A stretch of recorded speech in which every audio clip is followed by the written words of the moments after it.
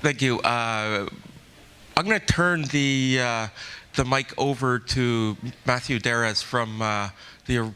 Are you the Research Institute or the college? The Research Institute. Okay, the Aurora Research Institute. That's part of the college, to talk about a project he has in the region that I think is absolutely fascinating. And we also have joining him 2 students from the high school in Inuvik. So, Matt. Hello, and thank you. We do have a couple little props, and I'm going to send them around. The kids will send them around. The youth. I promise not to call them kids. One of them is taller than me, so I think he's earned that. I'm Matthew Darras. I work for the Aurora Research Institute. I'm here with Annika Trimble, who also works for the Aurora Research Institute. We're two of 4 people in this room that are actually on this project. We have Kevin Woolsey and Patrick Gall hiding in the corner here that are all also helping us develop this project. We do have slides. I need my clicker.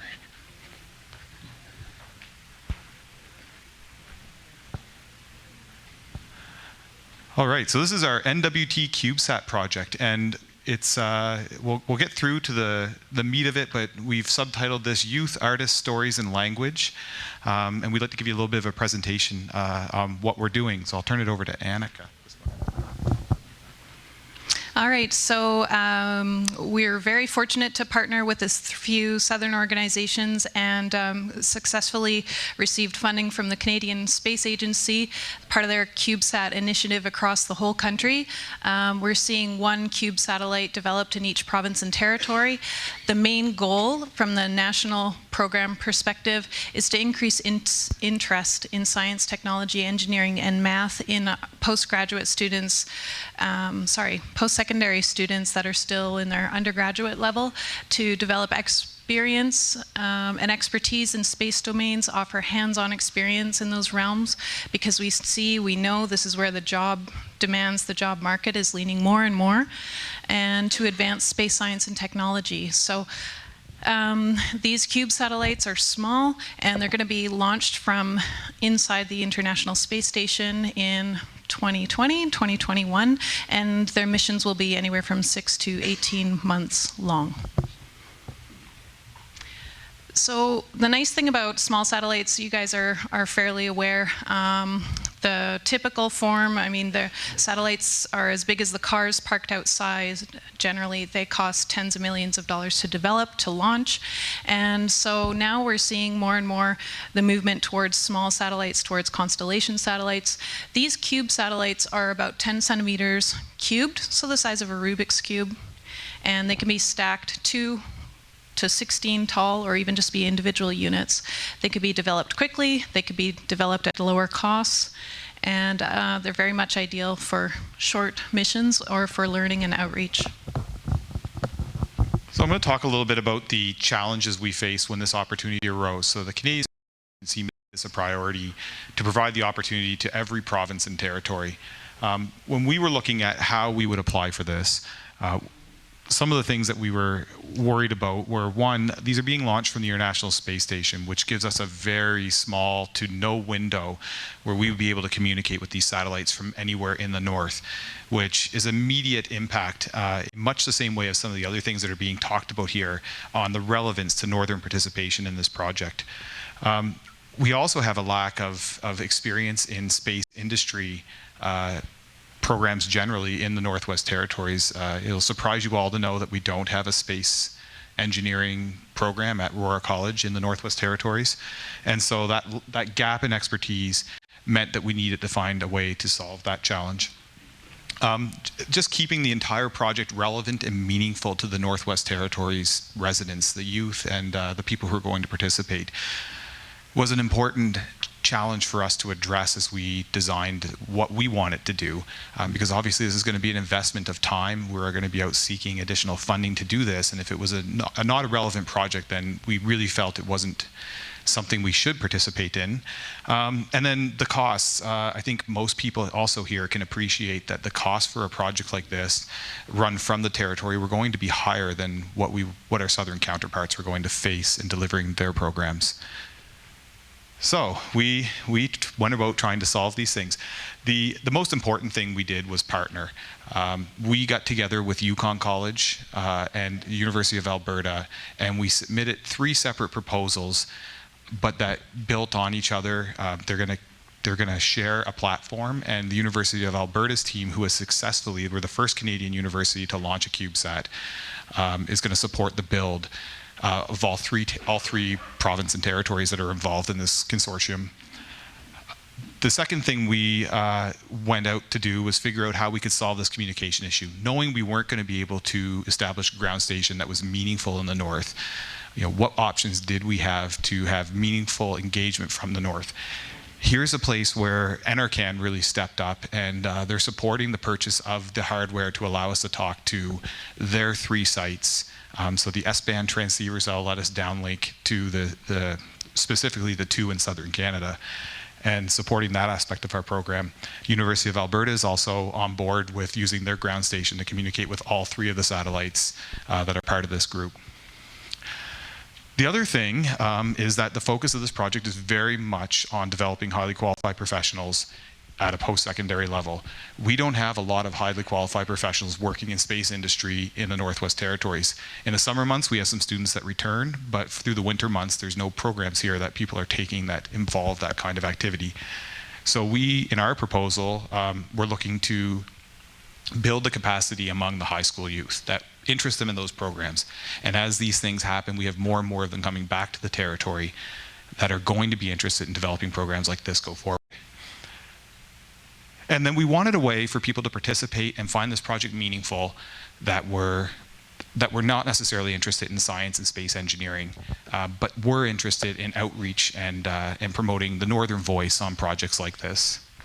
And then we have the cost challenge, which I will admit is a work in progress.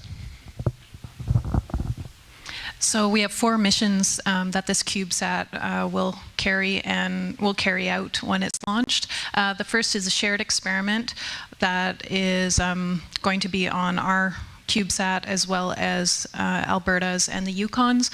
That'll be measuring space weather in low Earth orbit, which affects satellite communications, all kinds of stuff like that. And then the second mission, the following 3 are all about outreach to the north and to our local residents and our local youth here in the Northwest Territories. Northern Images is the first of those outreach missions.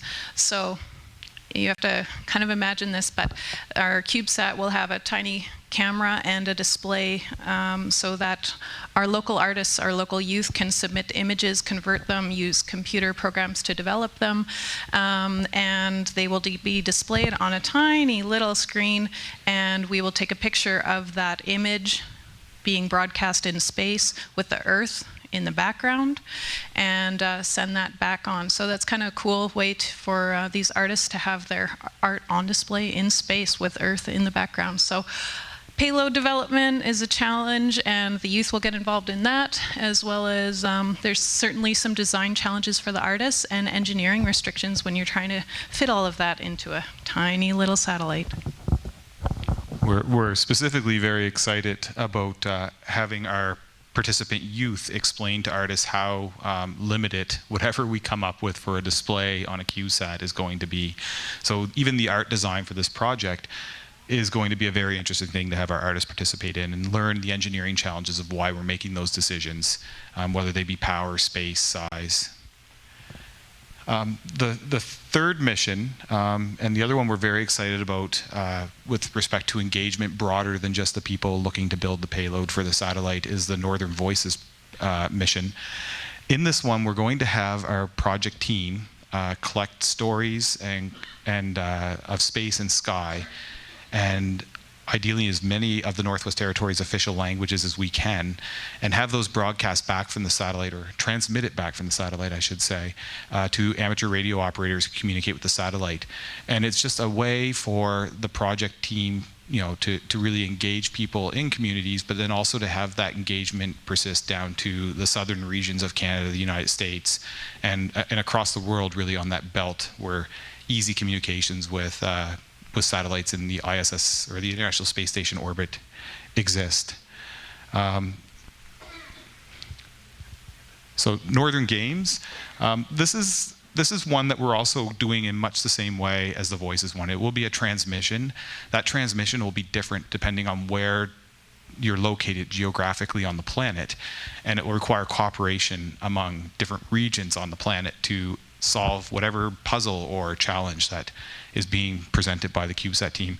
It's also the one that we are excited to have the youth continue to participate on after the CubeSat launches. So there's a real challenge here, and that's the iterative or the incremental challenge for the youth, is to be able to design a payload that will allow us to change what's happening based on or while the mission's underway.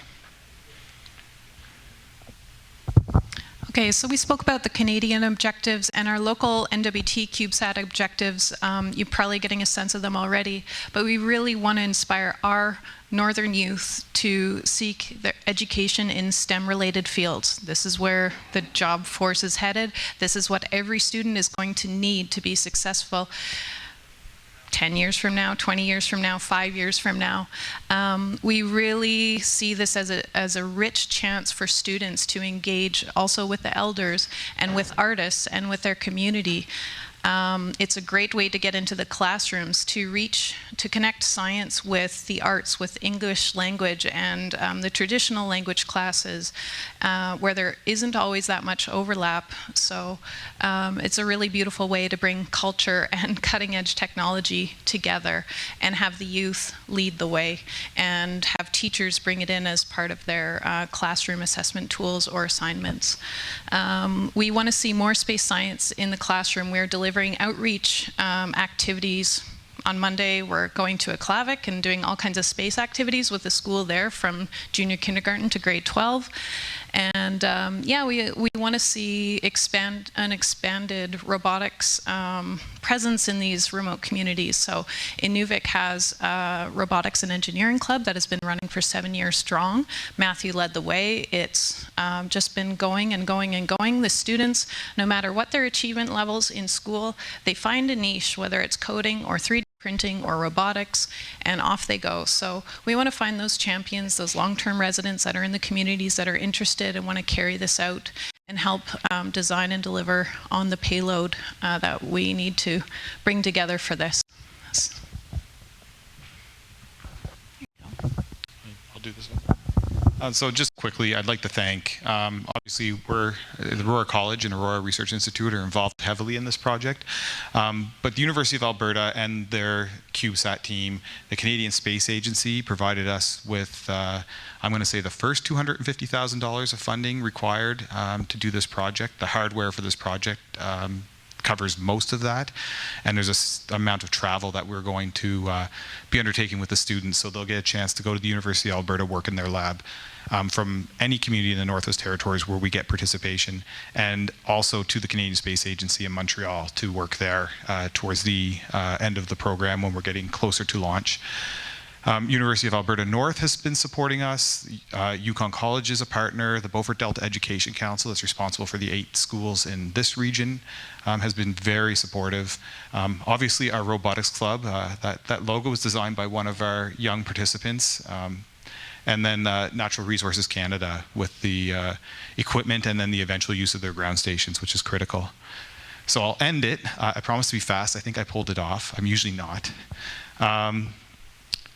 Anyone here from the territories, and really Nunavut as well, they're doing a different project with another agency, but that's looking to get involved in this or wants support for equipment or support for teachers that might be interested in developing a group in their school, please reach out to us.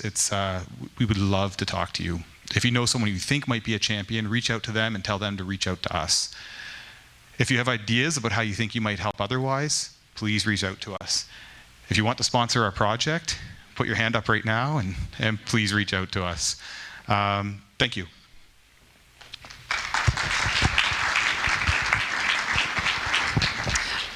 For those of you who have connections to the schools or at our booth in the next room, I mean, we do have some pamphlets and things that you can take on the fly if you can't reach Matthew or myself. But yeah, thanks guys.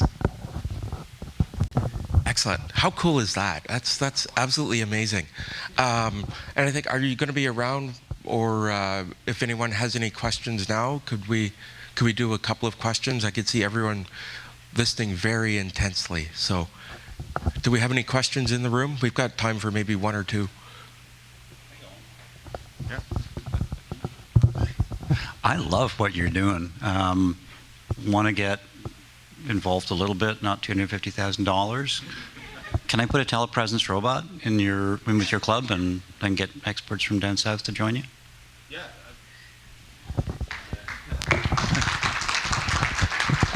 Absolutely.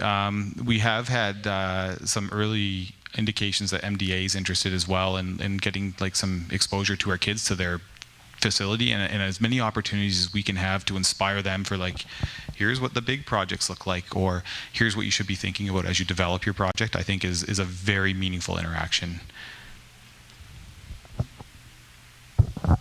Excellent, thank you. Any other questions or comments? Perfect, well, thank you very much. That was great.